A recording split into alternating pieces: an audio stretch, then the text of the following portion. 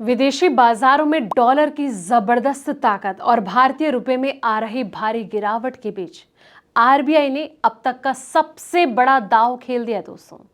RBI ने एक ही trading session में सीधे $7 बिलियन बेच डाले हैं।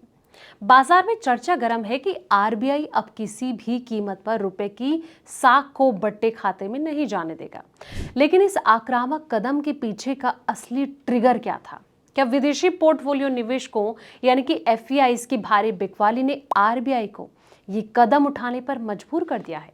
और इस फैसले के बाद आपकी जेब, आपकी ईएमआई और देश के इंपोर्ट एक्सपोर्ट पर कितना इम्पैक्ट पड़ेगा? आइए एक एक पहलू को डिकोड करते हैं। नमस्कार, मैं हूं आपके साथ संध्या बिष्ट और आप देख रहे हैं द इकोनॉमिक टाइम्स हिंदी। रुपए की गिरावट को थामने के लिए आरबीआई ने पिछले शुक्रवार को करीब $7 बिलियन बाजार में झोंक दिए। ये कई महीनों में एक दिन में किया गया सबसे बड़ा हस्तक्षेप था। ब्लूमबर्ग की एक रिपोर्ट में सूत्रों के हवाले से दावा किया गया दोस्तों, और सूत्रों के मुताबिक केंद्रीय बैंक ने ऑनशोर और ऑफशोर दोनों बाजारों में हस्तक्षेप किया है, क्योंकि रुपए डॉलर के मुकाबले ऑल टाइम लो के बेहद करीब पहुंच गया था। आरबीआई ने डॉलर की बिक्री की पुष्टि के लिए किए गए कॉल और ईमेल का तुरंत कोई जवाब नहीं दिया। हाल ही में कच्चे तेल में आई उछाल ने जो है एशिया के तेल आयातक देशों को बुरी तरह प्रभावित किया। अब इससे फिलीपींस के जो सेंट्रल बैंक है, इसको अपनी करेंसी को बचाने के लिए कहीं ना कहीं हस्तक्षेप करना पड़ा। भारत में आरबीआई ने हस्तक्षेप के बाद अपने 2 सत्रों में डॉलर की बिक्री की। इससे रुपए जो है वो स्ट्रांग हुआ। अब ऐसे में गुरुवार को रुपए डॉलर के मुकाबले 95.74 पर कारोबार कर रहा था और डॉलर के मुकाबले इसका जो रिकॉर्ड लो है 96.96 है।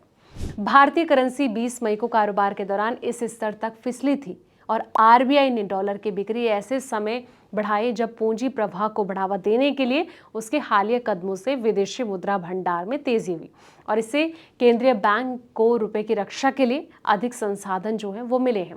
अब आरबीआई गवर्नर संजय मल्होत्रा का ये कहना है कि सप्ताह की शुरुआत में ये बताया गया कि पूंजी प्रवाह बढ़ाने के उपाय पर अभी तक अच्छी प्रतिक्रिया मिली है और बैंकों ने $32 बिलियन जुटाए हैं और 17 जुलाई तक भारत का विदेशी मुद्रा भंडार $676.2 बिलियन था, जो कि 3 हफ्ते में $9 बिलियन से तेज बढ़ गया। लगातार तीसरे सप्ताह देश का जो विदेशी मुद्रा भंडार है वो बढ़ता हुआ नजर आया।